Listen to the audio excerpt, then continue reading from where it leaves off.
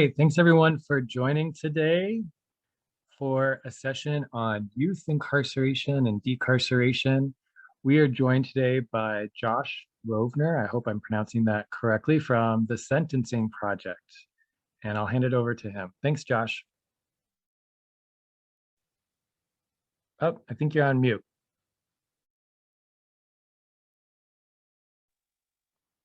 Great start, huh? So thank you so much for having me. I very much appreciate getting to talk to you. If everyone could just put in the chat box your age or grade and let's say your favorite movie so I can see who I'm dealing with. I will introduce myself and what I do and a little bit my organization before jumping into the presentation. As Caleb said, my name's Josh Rovner. I work at an organization called the Sentencing Project. We are what's called a think tank in Washington, D.C., and we work on research and advocacy on criminal and juvenile justice. So research is the idea that you can find answers to the problems that are out there specific to what's going on in our courts and jails and prison, and advocacy is that we're coming up with solutions to change those things. As someone who works in Washington, D.C. and works to change state laws, we need to work with state level partners. So usually there's an organization or two in a state that's driving the campaigns that I contribute to, and I can contribute by doing research and testimony and things like that. I've been working at the Sentencing Project for about 8 years now, and it's hardly my first job or anything like that. I graduated from college in the late 90s, and I thought that I wanted to be a paralegal. Excuse me, I thought I wanted to be a lawyer. I thought maybe I wanted to work for Congress in some capacity. And so soon after college, I worked as a paralegal and figured out I didn't want to be a lawyer. Had a lot of friends who were working on Capitol Hill and determined that wasn't really for me. And so what I was able to do was instead work for the city council in Washington, D.C. for a time, and enjoyed that very much, working with constituents, trying to pass some legislation.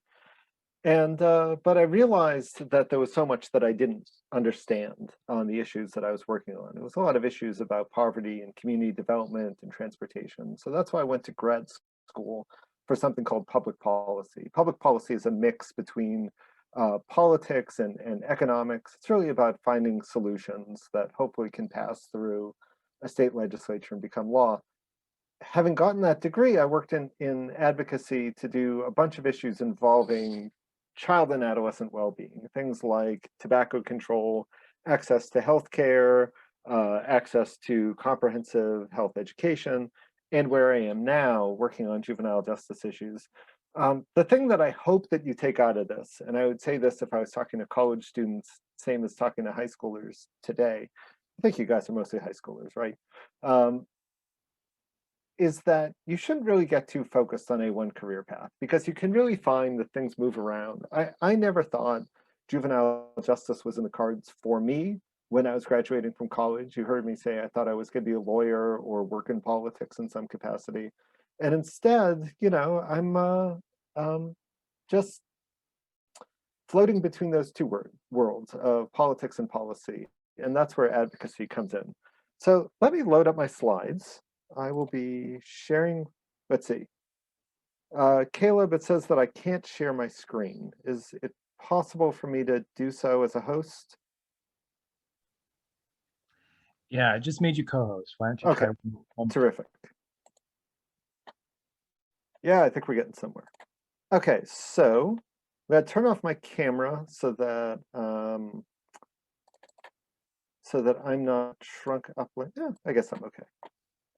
Yeah, stop video, turn on the slides, presentation. I'm calling this Youth Justice 101. And really, as best as I can for the next 20, 30 minutes or so, I'm going to give a summary of some key issues in the work that I do. I gave you background of how I got here, but I'm going to skip to the end, skip to the end of the movie. And that's the racial and ethnic disparities that exist in youth justice. What you see on screen is what is called the incarceration rate. That's the number of people between the ages of 12 and 17 in most states who are incarcerated out of every 100,000. So if you're going to compare, Wyoming to California, you can't just look at a count. You need to look at the number of kids out of the total number. And that's why we do things by rates and not by counts. And so you can also do that for white, Black, Latino, Native youth, Asian youth. And that's what you see on screen there. So the overall youth incarceration rate is the darker blue box on the far left side, 138 out of 100,000. And that the white youth is much lower than that. And much worse than that is the Black youth incarceration rate. So when you compare those two numbers, you see that Black youth are about 4.5 times as likely to be incarcerated as white youth are. Latino youth are about 50% more likely. Native youth are about 2.5 times as likely as white youth. And Asian youth have the lowest incarceration rate overall. So you may wonder how we get to that point. And that's where I'm going to back up and explain this to you. Because I think for most of us, we find this unacceptable. And I think that you sort of start to wonder how this could be. What does systematic racism look like in juvenile justice? Or perhaps there's just differences in behaviors. So that's what this slide jumps to, is how those disparities are born and how they grow. How do you get to a point that African American youth are 4.5 times as likely to get incarcerated as their white peers are? And you start from the fact that there's actually some modest differences in offending. And we have data on this. The Centers for Disease Control and Prevention run a survey that you may take at some point when you're in high school, that they ask questions in what is called the Youth Risk Behavior Survey, YRBS. And so they ask kids questions about their health and, whether they wear a seatbelt when they get into a car, whether they wear a helmet when you ride a bike, things that are risky behaviors. And included in that is, have you gotten in a fight in the last 12 months? Have you tried drugs? Have you ever tried cocaine in your life? Have you carried a weapon? Have you carried a weapon to school? And so there are some modest differences in youth offending, reported offending. These are things that get answers on that survey, but they aren't big enough to explain what are differences in arrests. So white and Black kids and Latino kids are equally likely to use drugs. White kids are a little more likely to carry a weapon. Black kids report being a little bit more likely to get into fights. Now, this is in the aggregate. Individuals have their own story, but when you look at a population level, that's what you find, some actual modest differences in offending. But we actually find that African American youth are about 2 or 3 times as likely to be arrested as white youth are, despite the fact that the behaviors aren't all that different. Big piece of that is a higher police presence in African American communities. Police are just more visible, more likely to catch kids doing those illegal things. And so that's how you end up with more arrests, even though the differences in behavior aren't so enormous. So let me give an example of that. And it's just about the lowest level offense that is counted, and it's curfew and loitering arrest rates. Curfew and loitering is something that youth have done since the dawn of time. Everyone has been told by their parents, be home by 11 or 10 o'clock, something like that. But in some places, there's laws that say that if you're not home by 10 o'clock on a school night or 11 o'clock on a weekend, that could be a crime, in fact. And the thing that I think is most important to understand about juvenile justice is it's really a story about adults. It's not a story about kids, because kids really have not changed all that much over time. The things that your grandparents got in trouble for are the things that my parents got in trouble for, things that my generation got in trouble for, and chances are things that you and your friends occasionally get in trouble for. But we see changes in policy that sort of align with just changes in responses to how we think we need our kids to behave in this country. So if you go all the way to the left side of this graph, it starts in 1980, and the most recent numbers we have are 2019. It's a pretty good chunk of time of the arrest rate for curfew and loitering violations. Stays pretty steady through the 1990s. And then as politicians use a lot more rhetoric about tough on crime, there's this thought that we need to start just arresting more kids. And so the behaviors aren't changing all that much, But you can see the purple line slope upward from where it's around 300 arrests for every 100,000 to it gets to 600 around the time that I'm graduating from college. That's 1997. And gradually slopes downward to a point that today it's like 150 or so per 100,000, half as high as it was the start of this graph in 1980. Now, I don't think any of us really believe that kids when I was in high school were twice as likely to break curfew as, kids 20 years before that, or that kids today are a fourth as likely to violate curfew as when I was in high school. This is a graph that shows differences in adults' responses to teenage misbehavior, whether we need to deal with problems by getting police involved and the courts involved. So the next graphs I'm going to do, I'm going to split this out by race and only looking at black and white. I'm not going to include Asian youth, Latino youth as an ethnicity, or Native youth for simplification. So let me first add the curfew and loitering arrest rate for white youth. And you can see in the red line, it's a little below average. I think that maybe won't surprise you from what you know about race and justice in this country. A little bit lower than the overall average. And then the next slide, I will add in the African-American arrest rate. Not just a little bit higher than average. This is absolutely about differences in police presence and the fact that we have different laws in different communities in this country. So we have pretty strong residential segregation. Cities are much more likely, or in inner suburbs, much more likely to have people of color, and white people are more likely to live in the suburbs. So if a loitering law is passed in the city of Denver, but not in the Denver suburbs, then we're going to see African Americans more likely to be arrested for violating curfew. And you also see just how much higher those peaks got, to a point that African Americans about twice as likely in most years to be arrested for curfew and loitering violations. Again, this isn't about actual behavior. This is about differences in adults' responses to behavior. Now, I'm not going to say that most of the time that kids get arrested, it's for something as small as violating curfew. But this graph shows the overall youth arrest rate, and that includes everything from homicide to curfew and loitering violations. And you can see that the youth arrest rate peaked sometime around 1996 or so, and it's been on a pretty steady decline ever since. It's down about 2/3 since the peak in the late 90s. If you're wondering what the top reasons that kids get arrested are, it's pretty consistent year by year. Drug possession is the most common reason. That's typically marijuana. Theft, small things that amount to shoplifting, and getting into fights. And when police show up and you get into a fight, that's what's called simple assault. When it's a more serious kind of fight that someone gets hurt or there's a shooting, that's when you'll hear the term aggravated assault. It's a set of offenses that are called violent offenses. That includes things like homicide, rape, aggravated assault, and there's a fourth one, robbery. Robbery being like a holdup of someone. Those are only about 5% of all youth arrests. So you generally see stories in the media about spiking teen crime, or that things are out of control, or, oh my God, car thefts are up, or carjackings are up.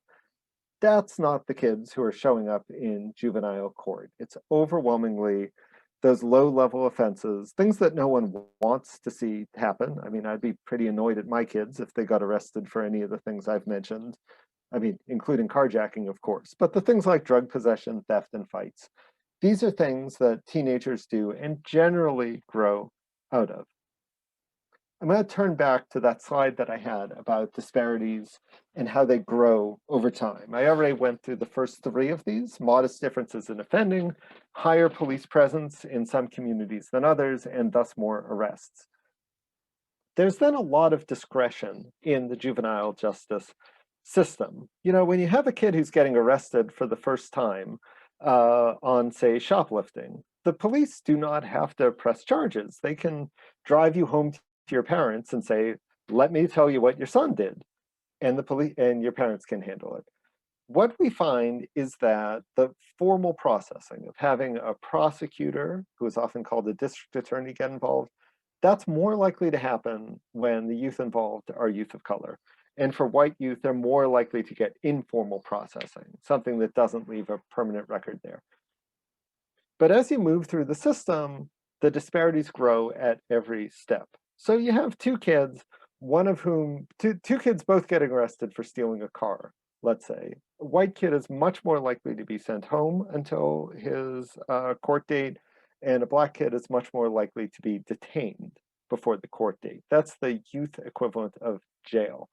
Now, let's say that they're found responsible for doing it. There's not a trial, it's called an adjudication in the juvenile system. It's a whole different vocabulary here that I'm trying to run you through. So they're found responsible. The African American kid is much less likely to get probation than the white kid is for doing the same things. And at the deep end of the system, what's called commitment is the equivalent of youth prison. In other words, the harshest penalties are much more likely to go to African American and other youth of color than white youth who are similarly situated. And I'm going to roll back, and that's how we get to the slide that I showed you at the front, with black youth being 4.5 times as likely to be incarcerated as white youth are. This difference that you see on this slide is not about differences in behavior. This is about how adults respond to those differences in behavior, that white youth are much more likely to get second and third chances than their black peers are. So this is where I was a moment ago, listing out the disparities, how they grow. But I want to end with a couple of pieces of good news stories before I get to your questions. I had shown you a graph that showed how youth arrests had fallen by about 2/3 over, over the last 20 years or so from the peak. So it's not that surprising that the number of youth who are incarcerated has fallen also. And that's the graph that you see here. Now, youth arrests peaked around 1995, 1996. Youth incarceration actually peaked around the year 2000 and has been falling ever since. So what you see on this slide here is what's called a one-day count to try to get a sense of how big youth incarceration is in this country. The federal government asks states to report on one day a year. It's a day in late October, so that we can do a comparison year by year of how many kids are incarcerated. And what you see for our most recent count is a bit fewer than 40,000 kids in this country were incarcerated on that one day. That compares to about 110,000 at the start of the century. So there's been a very significant drop. There's a couple of causes here to these drops. The biggest one is what I've said about drops in youth offending, that kids are doing things less often than they would be arrested for. It's kind of a big mystery of why that's happened. There's a couple of good guesses. One of them is if you've heard the phrase helicopter parenting, the idea that your parents are kind of around a lot more than my parents were, makes it a little harder to get in trouble. Also, you guys are sort of spending more of your social lives online, and kids get in trouble when they are around other kids. Turns out you guys are kind of bad influences on each other sometimes. So more likely to get into a fight, more likely to shoplift, more likely to do all sorts of things in the presence of your peers. And also your generation seems to be drinking alcohol less than my generation did, and people get pretty reckless as soon as they start drinking alcohol more. So this set of things has explained why offending has dropped, and it's not surprising that youth incarceration has dropped. These are youth who are held in juvenile facilities. These are places that are designed to treat and give consequences to people who are under 18 years old. Though plenty of times people stay in them till 19, 20 years old to finish the terms of their sentence. The next slide is youth that are held in adult prisons and jails. And this is also a really upsetting story from, well, there's progress here, but it's upsetting that we had to make this progress at all. I have on the graph the number of youth held in adult prisons and jails dating back to 1985, and our most recent count is 2019. So start on the left side, and you can see about 4,000 people a year under the age of 18 that were held in adult prisons and jails. Again, on one day of the year to give you a snapshot of how things change. About 4,000. You can see about half of them are in that purple box. Those are prisons. Excuse me, the dark gray is prison, the purple is jail. And you see it just growing and growing throughout the 1990s. Again, with this idea of a tough on crime rhetoric, that we can deal with crime in this country by locking up more people, by giving kids harsher sentences, by pretending they're adults, and by sending them to adult prisons and jails. So we get to a point in the late 90s that on a typical day, there's about 14,000 kids in adult prisons and jails, up from about 4,000 10 years before. And then it just gradually drops and drops and drops as there's an understanding that this is a disastrous policy. Kids who are held in adult jails are much more likely to commit suicide. They're much more likely to be victimized by other prisoners, much more likely to be victimized by the guards there as well.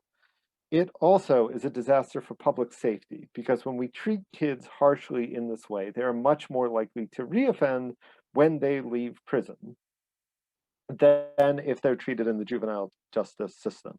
So it fails for that idea of adultification. It's a word that gets used. The idea that you can take someone 16 years old and pretend that person is an adult harms that person's outcomes, makes it less likely that person will graduate from high school or go to college or get a good paying job, and more likely that person will reoffend and end up back in adult prison and jail later on.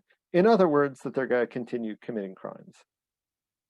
So those are some of the issues that I work on, about getting kids out of the adult system entirely, about finding alternatives to incarceration. We've made some really good progress. I hope that's what the graphs will show you, along with the fact that there's a lot more work to do. So I will end it there. I'm going to turn my camera back on. I will stop sharing my screen. And I think I can start taking your questions. Let's see. So Caleb, is it okay if I go to the Q&A or do you want to manage this? Yeah, why don't you jump into the Q&A? Okay, let me take a drink of water because I've just talked for 20 minutes uninterrupted. Okay, so the first question that I asked was, how do I think the three-strike rule in California affected this? So the things that I just showed you were not really about the three-strike rule, because for the most part, first let me explain for people who don't know, unlike Mr. Jones, Ms. Jones, sorry, I don't know how to pronounce your first name or your gender, what that question gets to. Three strikes was the idea that if someone committed 3 offenses, that they would be locked up for life. And there's all of these anecdotes of someone who, you know, in their teens or 20s, committed some mid-level crimes. Still, K-Mel, thank you very much. I appreciate it. And thanks for your patience. So people who in their teens and 20s committed some mid-level crimes, let's say stole a car, went to prison for a couple of years for that, and then 40 years later get arrested for shoplifting and actually end up sentenced to life imprisonment because of what is called the 3 strikes rule. 3 convictions mean that you're going to be locked up forever. California put this into place and thankfully has really rolled this back. You know, one of the first rollbacks they did was that your 3rd strike had to be a felony. It's important to understand sort of levels of crime. I think you can all understand that like stealing a pack of gum and stealing a car isn't the same level of crime, right? So stealing a pack of gum, that would be a misdemeanor. Stealing a car is typically a felony. So all of this building up to K-Mel's question, informed question about the 3 strikes rule in California. So the 3 strikes rule in California generally isn't going to impact kids because I'm talking here about like under 18 years old people. And it's pretty hard to get 3 convictions before you turn 18. And those were 3 convictions in adult court. So this is not particularly impacted by that, but I think what's important embedded in that question is how is it that harsh sentencing practices can increase the prison population? because we've had that chart that I showed you about youth offending going down. That's also happening on the adult side too. So why is it that adult prisons are still as crowded as they are? Why is the US the most incarcerated country in the world, even if crime is going down? And the main reason for that is that we give such long sentences when people do get convicted in this country, and 3 strikes is a great example of that happening. Um, so that's my answer to that question. And I have another from Kiana. Hope that I'm pronouncing your name as well also, who asks, how can we effectively advocate for reform for youth in our local communities, especially with the strong link between interactions with the law and further traumatization of youth? Excellent question. So the first thing that I would say, now most of you guys, you know what, I never actually looked in the chat box. But yes, I'm seeing 9th graders. I see a 22-year. Ooh, no, we have some people voting age here. So let me start with the people who are of voting age or soon to be of voting age. We have a big problem in this country with voter turnout. Now, this is separate from voter suppression. There's a lot of people who we make it harder to vote in this country, and that is an issue that upsets me very much, but I'm not talking about that. I'm talking about people who are eligible to vote and only turn out to vote in presidential election years in the general election. But we elect our district attorneys in this country, and those elections take place often at a smaller scale. They don't get as much attention, and you know, Philadelphia is about to have an election for district attorney. And I was looking this up, and about 1/6 of the turnout in the last presidential election turned out in the last prosecutor election in the city of Philadelphia. It's a lot of people who sit out the elections for prosecutors. So to make sure that our prosecutors are doing the things that we want to do means that you have to vote, you have to show up at candidate forums, you have to ask them questions. Now, once they're actually in office, prosecutors are public officials in the same way that the president is, that your United States senator is, and your state representatives are. You should ask for meetings with your district attorneys to find out what they're doing to put forward reforms that benefit youth. You should be talking to your chiefs of police to say, what are you doing to keep kids out of the system? How are you addressing systematic racism? What data do you have to show that you are shrinking disparities in our system? These are things that I care about very much, and I would like to talk to you about those reforms. So those are things that I think you can do.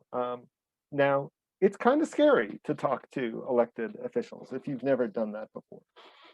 But there's a lot of organizations out there that work on these issues, and I think can help train you up. So generally speaking, wherever you live, and I would give this talk whoever I was talking to, you put the name of the state and Juvenile Justice Association into Google. And chances are you will find, you know, the Connecticut Juvenile Justice Association, the Colorado Juvenile Justice Association, Maryland Advocates for Children and Youth, groups like this. Get on their mailing list, find out the things that they're working on. Some places may be working on getting school resource officers out of school because that's an opportunity. Some places may be working on getting fewer kids in the adult courts and sending them back to the juvenile courts. But to get involved, you will also get perhaps educated. And I have to say that groups like mine love to have young people advocating on their own behalf. So if you are willing to speak up and testify, those are things that you can do. Get involved with these organizations. And if no organization exists that's working on these issues, you know, form your own. I think it is easier than ever to find like-minded people thanks to, you know, Facebook and Twitter and after-school clubs and things like that. But I would say start by looking for groups that may already be working on these issues in your community. Listen to what the adults have to say. Don't just blindly follow. I also was in high school and got exhausted by listening to what, you know, adults telling me that they knew all the answers. Now that I am one, I don't think we do know all the answers. But adults probably do have experience knowing what has been tried before, and that maybe you can replicate that or twist it a little bit. Take your own direction on it. I think this is a great time for justice reform. The Black Lives Matter movement has energized a lot of people. And I mean, we have great turnout today, and I'm thrilled by that. So, find organizations to get involved in is the short version of the answer there. Okay, next question. How can educators best advocate for restorative justice with administrators as opposed to harsh discipline that disproportionately affects youth of color, such as suspensions? Excellent question. So I get the feeling that this person is familiar with what's called the school to prison pipeline. School to prison pipeline is the way that sort of lower level offenses, kids getting in trouble in school, can lead to things like suspension. They call it exclusionary discipline. One way or another, the kid's sent home, either suspended, occasionally expelled from school. And kids who that happens to are much more likely to drop out. Shocker, right? Like if you don't attend school, that you don't graduate school, let me tell you something, some real expert researchers put those pieces together, that complicated puzzle. So there's been a lot of reforms to recognize that out of school suspension, out of school expulsion is a disaster for youth graduation and achievement, however you would mention. The biggest problem that I think we face at the front end of this is what are called zero tolerance policies. The idea that an administrator cannot use his or her discretion to say, what is an appropriate response to this? I have a student who shoved a teacher in the hallway. I have a student who spit on a teacher after class. You could have a zero tolerance policy that says that a kid who is bringing Advil to school, well, we have no drugs allowed on campus here, and therefore you have to be suspended. Those zero tolerance policies are disasters that get kids deeper and deeper into the system because of the fact that there's no alternative to the suspension, to the expulsion. I mean, it's amazing to me that administrators and teachers have handed over their unique area of expertise, which is that they should know the students in their school and know what responses fit to what's going on here. And that bothers me very much. So how can educators advocate for restorative justice with administrators? I would say educators should get involved in your PTA, because sometimes you'll find that the PTAs are the ones driving the zero tolerance policy. Because, oh, my child would never misbehave. We can't possibly, have these kids bringing drugs to school or pushing teachers around. And so it elevates the punishment matrix that takes place. Make sure that you talk about your own experiences, because that kid who shoved a teacher could very well be having a bad day. That kid who shoved a teacher could be antagonized by the teacher before this happened, could be getting bullied at home and was acting out, could be trying to just leave the classroom and found the teacher was standing in the way. I'm not saying there's always a good reason for this. In fact, there's rarely a good reason to shove a teacher, but you need to understand what is going on in that child's life if you're going to find a response to it. Now, this question asks, how can we advocate for restorative justice programs? There are organizations that focus on this, and I wish I had it at my fingertips, but I promise you, Sierra, if you enter restorative justice into Google, you'll find some organizations that can direct you into this. Restorative justice is the idea that you can take the people who are harmed by the action and put them in a room together with caring adults and talk it out. And I think what really is amazing about this, and the reason that I'm so supportive of restorative justice programs, is that the victims find themselves much more satisfied by restorative justice than by the harsh court-involved system. So you have a couple kids who get into a big fight at school. One of them pummels the other. There's no question from the outside who is the victim and who is the perpetrator when the police show up. Now, you get them in the room, it turns out that the kid who did the pummeling was being bullied by the pummelee. That kid is being called racial epithets, for example, or has been, taunting the kid for years for being bad at reading, something like that. And the kid responded inappropriately to that. Restorative justice says that everyone involved in this conversation has an opportunity to be healed and move on from it. It has shown remarkable successes in improving school discipline. And again, we find that the victims are much more satisfied by restorative justice process than by having the courts get involved.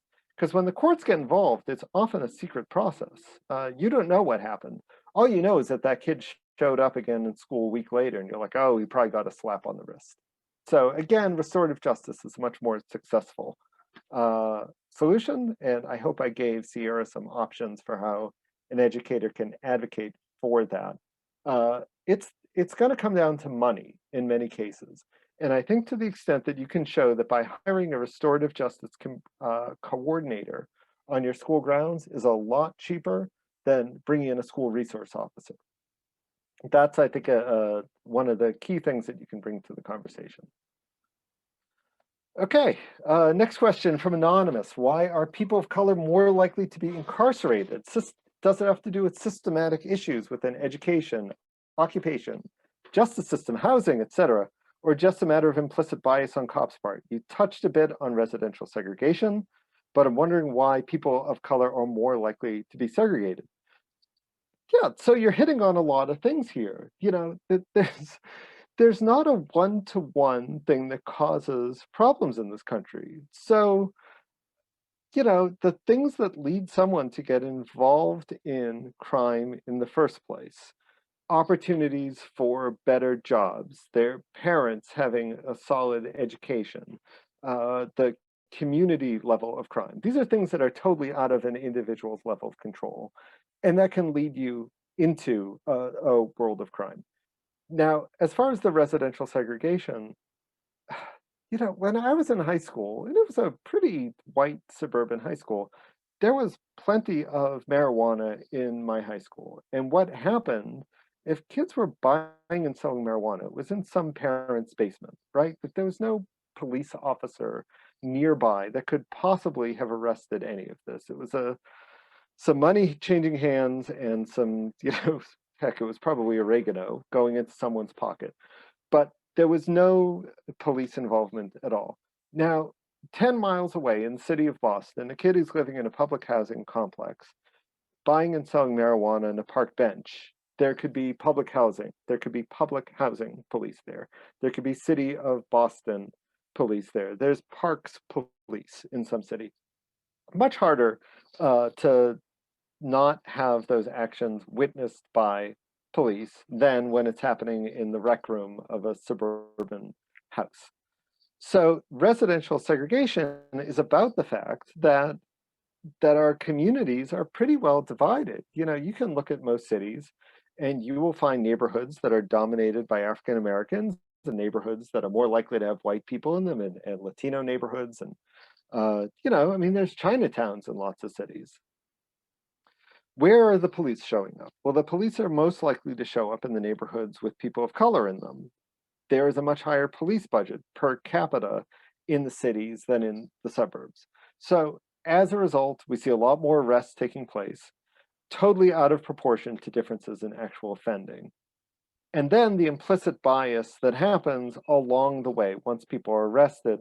This isn't just about police and differences in behavior from the police, but what is it that the district attorneys and the judges do once you have someone arrested, once you have someone who's convicted?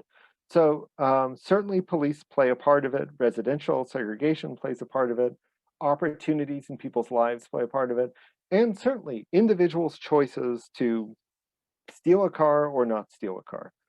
But I think it's important to realize that crime is, generally speaking, something that people age out of. You really don't see all that many 60-year-old people getting arrested for things. And that's not because, you know, 60-year-old people don't, you know, have evil intent now and then. It's just that the teenage brain, the adolescent brain, ages out of risk-taking and the pleasures that come from risk-taking, less influenced by their peers. And so it's one of the reasons that we would argue that you don't need to give long sentences to almost anybody because of the fact that they're likely to age out of crime. People who got into a lot of trouble in their early 20s are not the same people when they're in their 40s. And to keep those people locked up is a waste of their lives and a waste of our money, those of us who are going to pay to operate the prisons and jails in this country. Hope that's a good answer for Anonymous, who asked that one to me. And our next question is asking, I know modern slavery exists in US prison. Does that exist in juvenile facilities? And how does that impact incarcerated youth? So I get the sense that the person who asked this question has seen 13 on Netflix. Ava DuVernay put that together. Amazing documentary. If the rest of you haven't seen it, I recommend it. The 13th Amendment to the Constitution, passed after the Civil War, banned slavery, except in cases of conviction of a crime. And if I were a little smarter, I would have the 13th Amendment memorized, but you can Google it. It's on the internet. The idea being that you can punish someone with slavery. And this actually does happen, of jurisdictions that force incarcerated people to work in many capacities. Now, there are other jobs in prisons that pay money to work in the laundry or other positions like that. They pay next to nothing because of the fact that there's no minimum wage laws that impact these people. And that's a big deal because to buy a bar of soap in the prison commissary or an air freshener or what have you are still the same prices as outside and probably a little higher. So whether people are getting paid or whether it's literally unpaid, as this question is asking, is it's a matter of degree, whether you're getting 40 cents an hour or 0 cents an hour. Now, does this exist in juvenile facilities?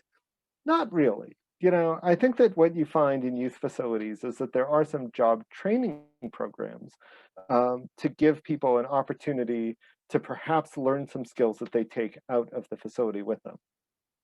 Here's where I get frustrated about that anyway, because I visited a youth prison in South Carolina, the BRRC, Broad River Road Complex. Yes, BRRC, but they all call it behind the fence. You got sent behind the fence. He was behind the fence for 3 years. No one calls it BRRC.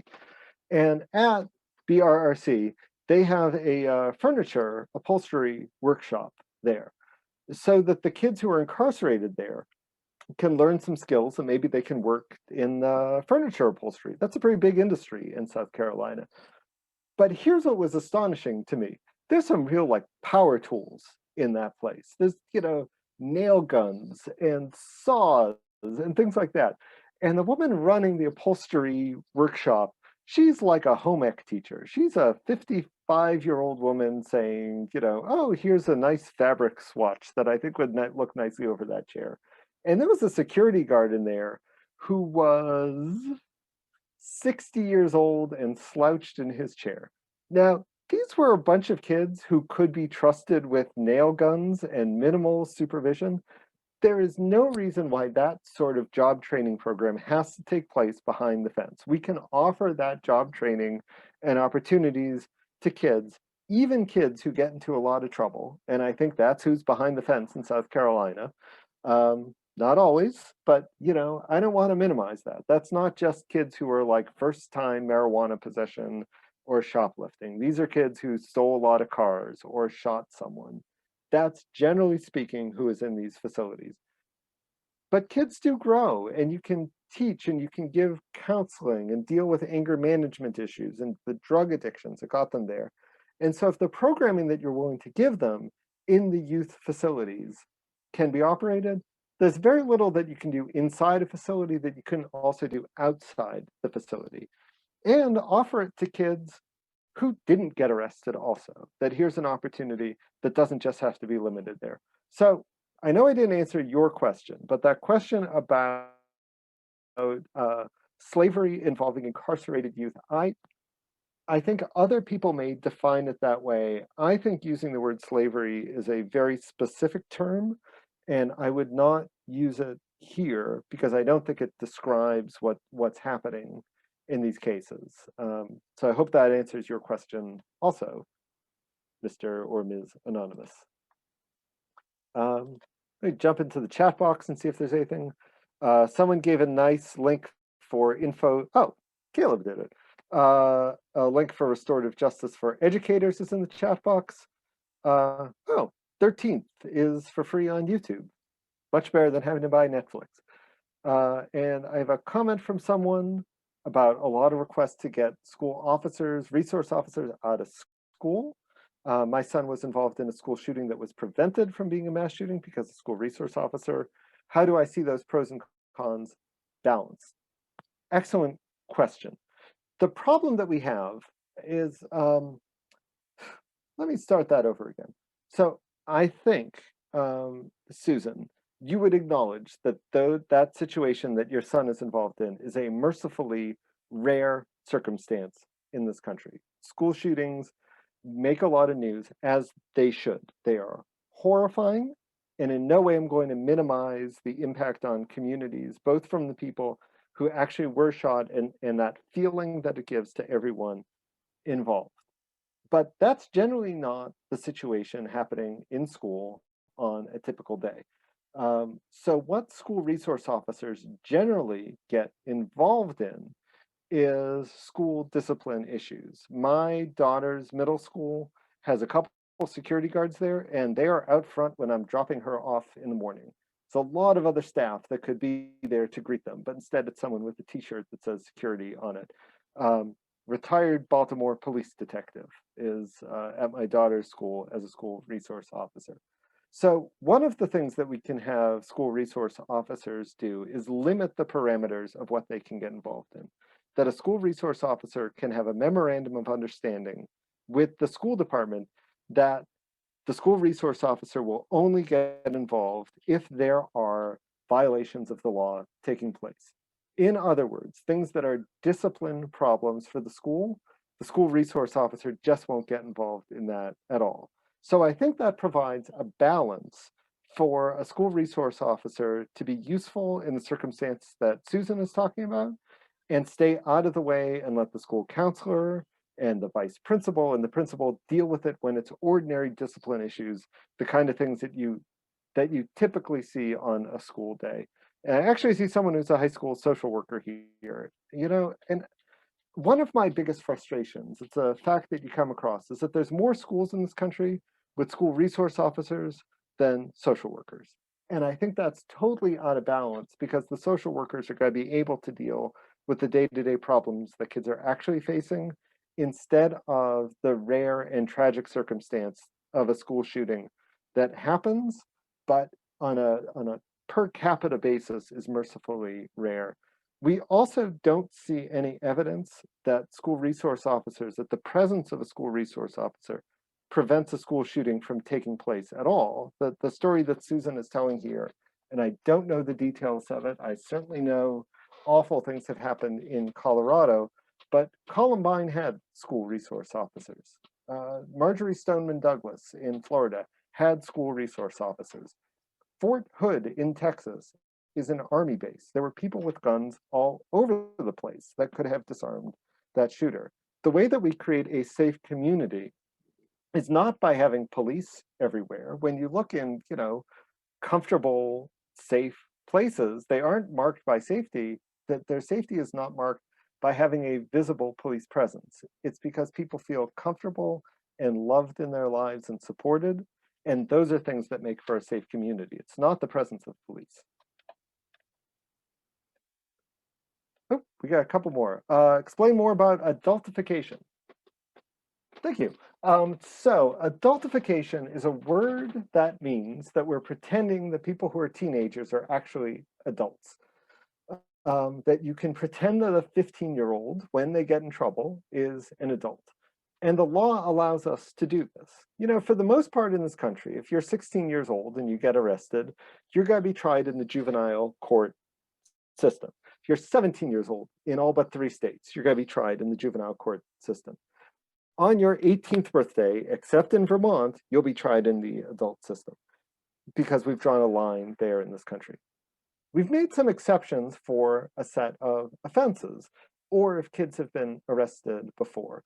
And the idea being that we can treat a youth as if he or she is an adult and give them a set of punishments, send them to an adult prison or jail. Even if they're not sent to an adult prison or jail, they still have an adult arrest record, which makes it really hard to get a job later on. You know, you're looking at two equivalent applicants, both the same age, both of them graduated from community college. It's an entry-level job.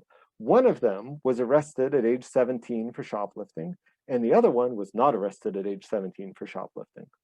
Well, in not South Carolina, in Georgia, in Texas, and Wisconsin, they're going to get an adult arrest record because those are those three states that automatically charge everyone over 17 as if they're an adult, and everyone under 17 as if they're an adult. Other states draw the line at 18. So adultification gives a set of more serious consequences as though that person were an adult. Among the things that's very upsetting to me is that the general public will look at youth of different races and make assumptions about their age. There's a great study by a sociologist, I believe that's his expertise, named Phil Goff, who asked people, put a bunch of photos on screen and said, how old do you think this person is? How old do you think that person is? How old do you think this person? Did this for a long time. And most people, in looking at an African-American youth, overestimate their age by 4 full years. Looks at a 14-year-old African-American high school sophomore and assumes that they're looking at a 18-year-old. That's true for police, it's true for prosecutors. Looks at a white youth who turns out to be 14 years old, same high school sophomore, might be a classmate, assumes that that white youth is 13 years old.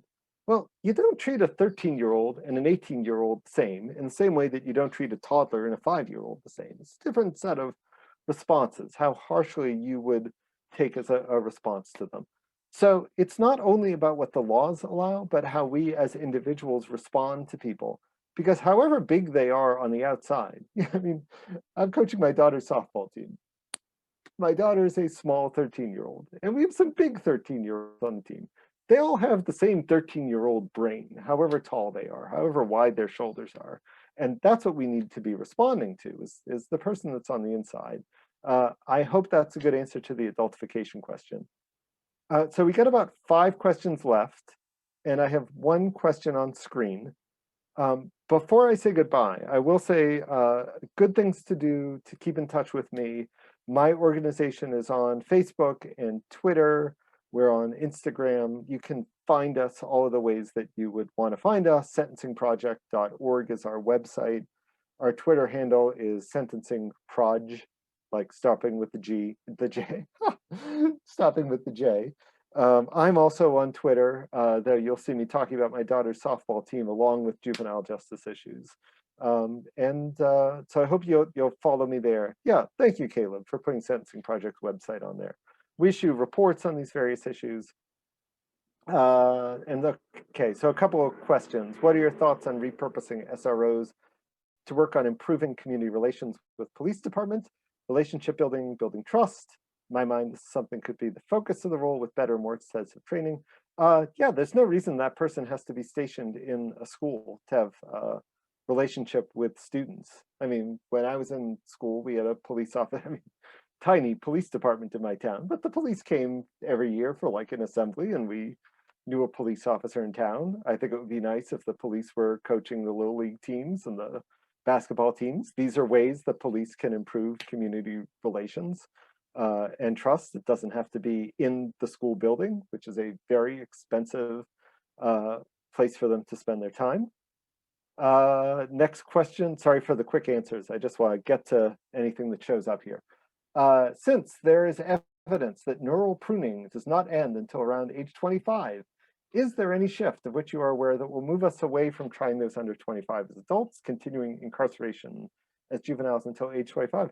Yes, there is. And in fact, this is something I've been spending more time on lately. You know, some of the reforms that we've seen in sentencing for youth charges if they were adults.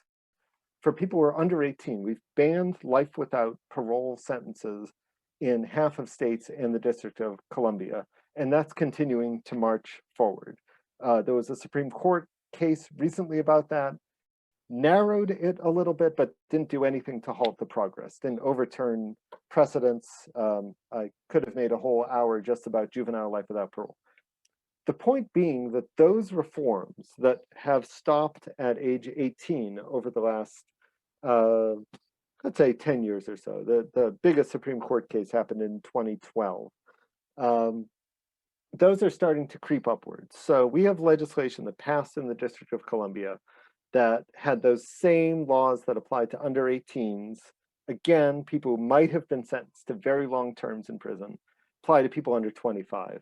That legislation is moving in Connecticut. That legislation is moving in Illinois.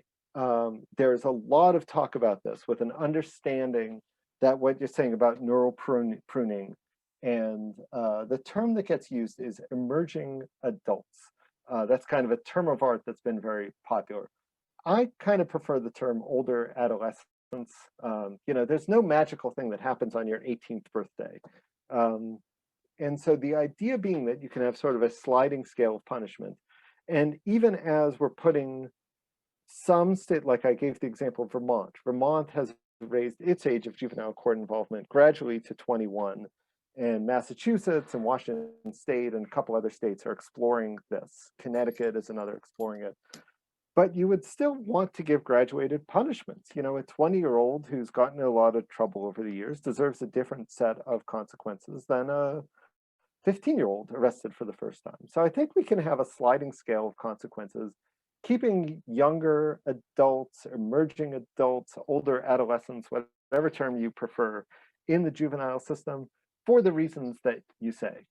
Now, I'll say this, that argument about brain science only gets us so far with skeptical legislators who seem to misinterpret what this is about, that this is not really about the difference between knowing right and wrong. They'll say, when I was, 17, I knew right from wrong. And it's not about that. It's about how you respond to moments of stress, how much you are influenced by your peers, how well you use your emotion versus your instinct. Those are things that improve as you mature. Now, that doesn't mean that 16-year-olds can't do amazing things. 16-year-olds, learn foreign languages and figure out calculus eventually, right? But that is what's called cold cognition, i.e., like in a calm setting that you can figure things out, talk them out. Hot cognition is under those pressure situations. When you're given the opportunity to do something that maybe you shouldn't, when your friends are nearby and urging you along.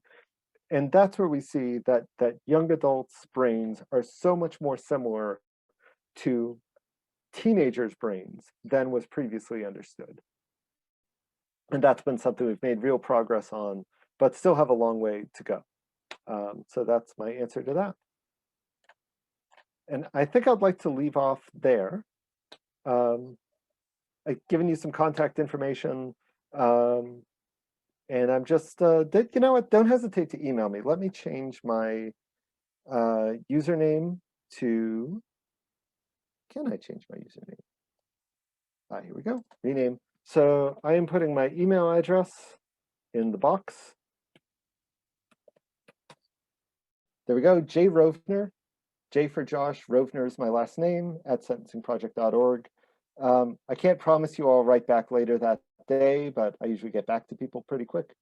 And if you want to get in contact with, Colorado organizations, I'm also happy to help you there. There's some good opportunities there that I'm just learned about this morning, having nothing to do with this call.